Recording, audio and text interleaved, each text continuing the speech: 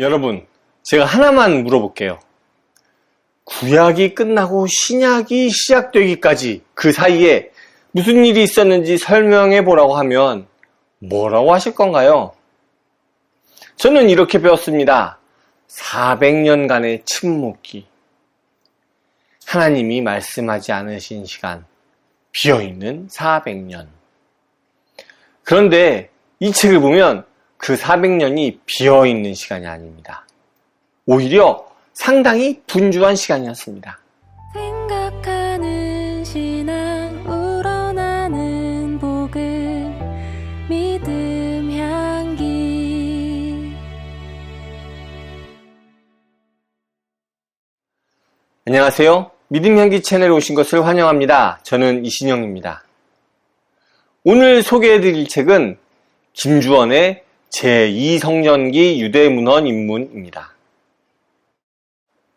먼저 솔직하게 말씀드리고 시작할게요. 이 책, 저도 읽기가 상당히 어려웠습니다.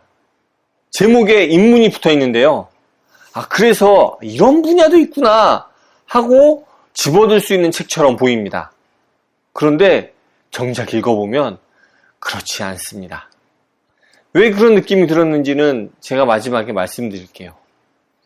먼저 이 책이 무엇을 다루는지부터 살펴보겠습니다. 제2성전기라는 게 무엇이냐 하면 바벨론 포로에서 돌아와 성전을 다시 지은 기원전 515년부터 로마가 그 성전을 무너뜨린 주후 70년까지입니다. 대략 한 600년에 가까운 시간이 되죠.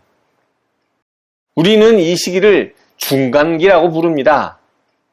그런데 중간이라는 말에 이미 판단이 들어가 있죠.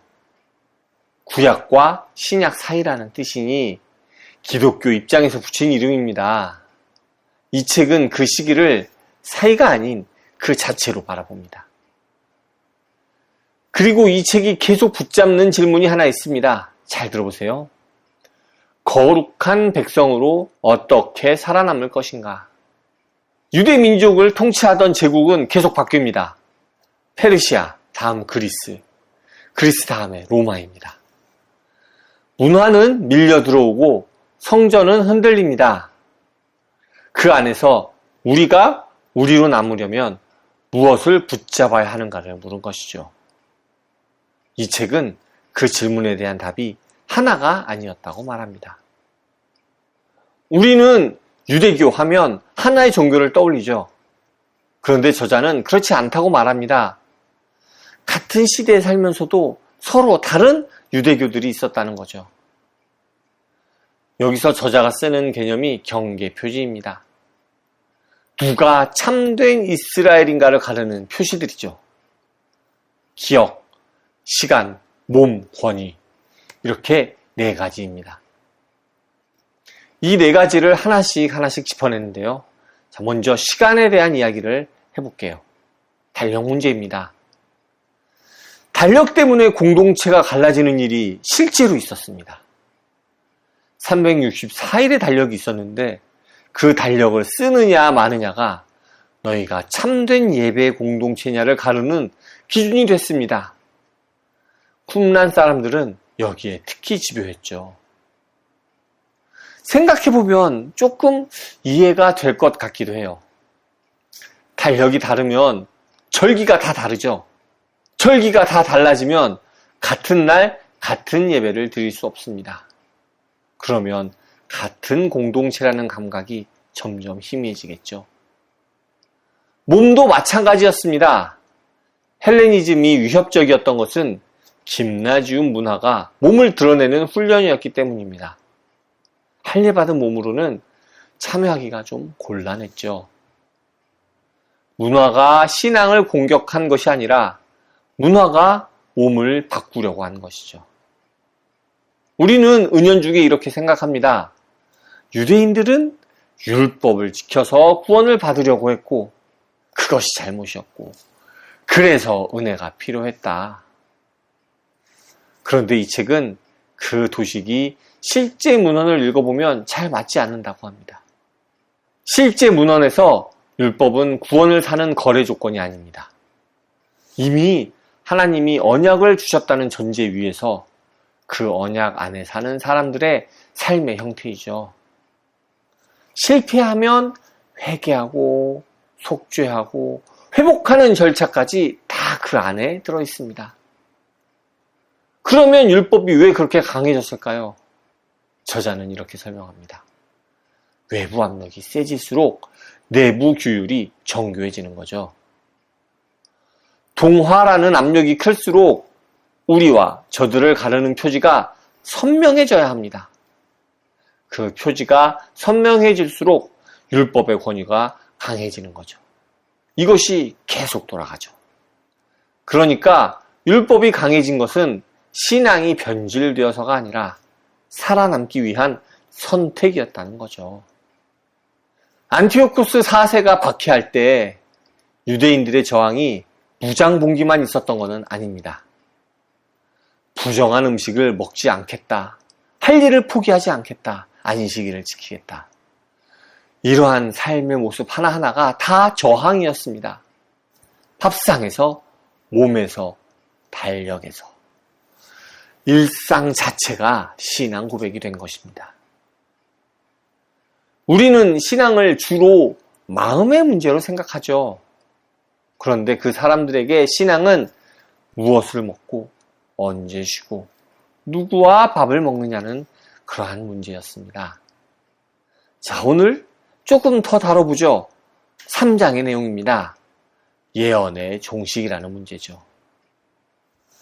마카비 1서에 이런 대목들이 나옵니다. 제단돌을 어떻게 처리할지 몰라서 예언자가 와서 알려줄 때까지 보관해 두자고 하죠. 시몬을 지도자로 세우면서도 신실한 예언자가 일어날 때까지 라는 단서를 붙입니다. 하나님께서 말씀하시던 통로가 끊긴 것 같은데 그렇다고 하나님이 없다고는 말할 수 없습니다. 결정은 내려야 하는데 확신은 없죠. 그런 상태에서 나온 표현들입니다. 그런데 이 책이 보여주는 것은 그 사람들이 그렇다고 해서 손을 놓고만 있지는 않았다는 사실입니다. 오히려 계시를 받는 통로를 새로 만들어냈습니다. 첫 번째는 바로 지혜였습니다. 벤시라는 하늘의 지혜가 온 땅을 돌아다니다가 시온에, 그러니까 토라 안에 자리를 잡았다고 말합니다. 예언자가 없어도 괜찮다. 지혜가 이미 책 안에 들어와 있다는 것이죠. 예언자가 사라진 자리에 서기관이 섭니다. 계시가 들려오는 음성에서 배우고 쌓아가는 지식으로 바뀌는 거죠. 두 번째는 묵시였습니다. 에녹이 하늘로 올라가서 하늘 법정과 불타는 보좌를 봅니다. 하늘 돌판에 이미 기록되어 있는 역사를 보죠. 이것이 왜 위로가 되느냐 하면 지금 당하는 고통이 우발적인 사고가 아니라 이미 기록된 이야기의 한 부분이라는 뜻이기 때문입니다. 세 번째는 해석이었습니다. 쿰란 공동체의 방식인데요. 하나님이 말씀을 주셨는데 그 진짜 의미는 숨겨두셨다. 그 비밀을 지금 우리가 푼다는 것이죠. 계시의 중심이 예언자에게서 해석자에게로 옮겨간 셈입니다. 네 번째는 철학입니다. 필로는 로고스라는 개념으로 초월적인 하나님과 세상 사이를 이었습니다. 계시를 말하는 사건에서 이해하는 사건으로 바꾼 것이죠. 그래서 이 책의 4장에서는 특별히 종말론을 다룹니다. 이 책은 종말론을 미래 정보로 보지 않습니다. 문제는 이거죠. 의인은 고난받고 악인은 잘 삽니다.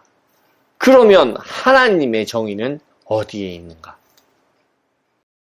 다니엘서와 묵시문헌은 이렇게 답합니다. 정의는 지연된 것이지 실패한 것이 아니다. 하늘 법정이 최종 판결을 내릴 것이다. 그러니까 지금 이긴 자가 진짜 이긴 것이 아니다.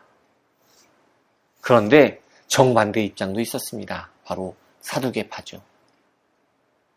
사두개파는 부활도 내세도 부정했습니다. 우리는 이것을 그냥 믿음 없는 사람들로 배웠는데요. 이 책은 그것을 다르게 봅니다. 사두개파는 정의가 지금 여기에서 완결된다고 본 것이죠. 성전의 제사와 율법의 집행 안에서 하나님의 통치가 이미 실현되고 있다는 입장입니다. 성전 체제를 지키는 쪽에서는 일관된 선택이죠. 내세 이야기가 강해질수록 지금의 성전 질서는 상대적인 것이 되기 때문이죠. 이것은 종말을 믿느냐 마느냐의 싸움이 아니었습니다. 하나님의 정의가 어디에서 완결되느냐의 싸움이었죠. 종말은 미래 예측이 아니라 역사를 읽는 문법이다. 성전이 실제로 무너진 다음에는 에스라이서와 바룩이서가 나오는데요. 그 파국을 하나님의 패배로 읽지 않으려는 문헌들입니다. 종말이 늦어지는 것은 하나님이 통치를 안 하시는 것이 아니라 통치가 보이지 않는 것뿐이라고 말합니다. 자, 이제 정리를 한번 해볼게요. 기억은 문헌으로 보존되고 율법은 정체성을 만들고 계시는 새로운 통로를 찾아내고 종말로는 고난을 견딜 언어를 만들어냈습니다. 한마디로 그들은 위기 속에서 자기 언어를 만들어냈죠. 저는 그동안 이 400년을 없는 시간으로 취급했습니다. 넘어가도 되는 페이지로 여겼습니다. 정경에 포함되어 있지 않으니까요. 그런데 여기에도 사람들이 살고 있었습니다. 성전이 무너졌는데 하나님을 어떻게 말할 것인가? 예언자가 없는데 하나님의 뜻을 어떻게 할 것인가?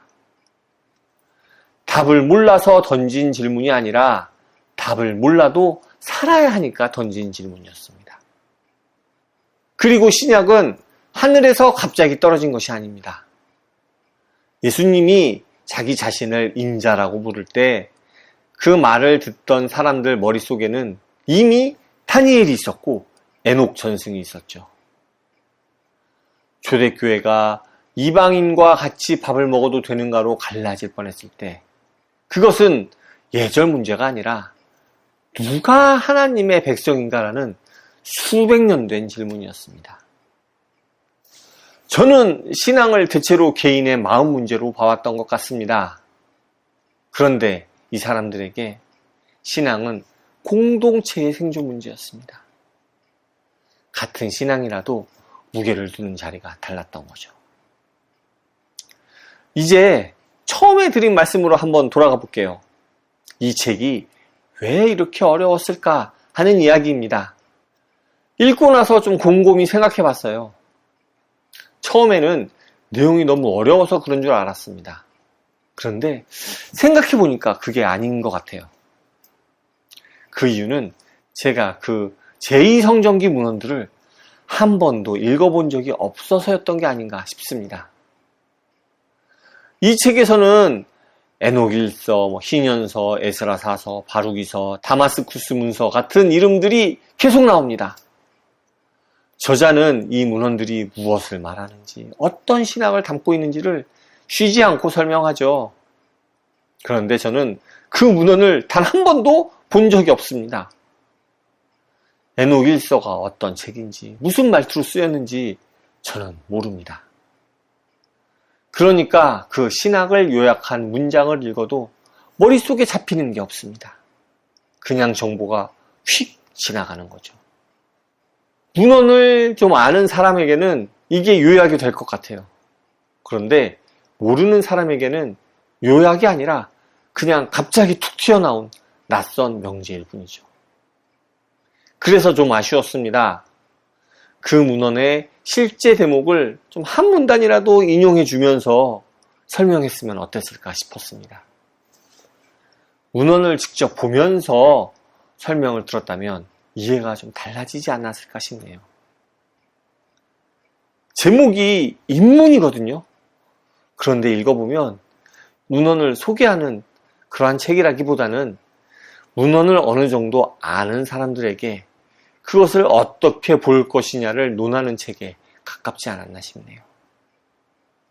학문적인 수준은 솔직히 제가 평가할 위치가 아닙니다만 제2성경기 문헌을 처음 접하는 독자 입장에서는 그렇게 느껴졌습니다. 그래서 정리해보면 이렇습니다. 이쪽 문헌을 전혀 접해보지 않으신 분이 제목만 보고 집어드시면 저처럼 고생하실 수 있습니다. 그러실 거라면 에녹서나 희년서를 짧게라도 먼저 훑어보시고 이 책을 여시는 게 나을 것 같기도 합니다만 한편으로는 또 그런 문헌을 그냥 쭉 훑어보는 것도 쉽지 않을 것 같다는 생각도 좀 드는 것 같네요. 반면에 이 분야에 원래 관심이 있으셨던 분들에게는 도움이 될 것 같습니다. 흩어져 있던 문헌들을 기역, 율법, 계시, 종말이라는 4개의 축으로 꿰어서 보여주기 때문입니다. 이건 어디까지나 제 느낌인데요. 저보다 이 분야를 잘 하시는 분들은 좀 다르게 보실 수도 있을 것 같네요. 네. 그럼에도 제가 이 책에서 얻은 것이 있습니다. 성경을 읽던 눈이 조금은 달라졌습니다. 특히 복음서에서 예수님께서 바리새인, 사두개인들과 논쟁하시는 장면들이 그렇습니다. 그것이 왜 그렇게 격렬했는지 이해가 되기 시작합니다. 사소한 교리 다툼이 아니라 누가 참된 이스라엘인가를 놓고 수백 년간 이어진 싸움의 연장선이었기 때문입니다. 이것 하나만으로도 좀 어렵게 읽어낸 값은 했다고 생각합니다. 여러분은 하나님이 침묵하시는 것 같은 시간을 어떻게 지내오셨나요? 댓글로 나눠주시면 저도 함께 배워보겠습니다. 혹시 이 책을 읽어보신 분이 계시다면 어떻게 읽으셨는지도 궁금하네요. 우리에게도 답이 보이지 않는 시간이 있습니다. 하나님이 말씀하지 않으시는 것 같은 시간입니다. 그런데 그 시간에도 하나님께서는 여전히 다스리고 계셨다는 것, 다만 보이지 않았을 뿐이라는 것, 그 믿음이 여러분과 함께 하시기를 바랍니다. 감사합니다. 다음에 또 오세요.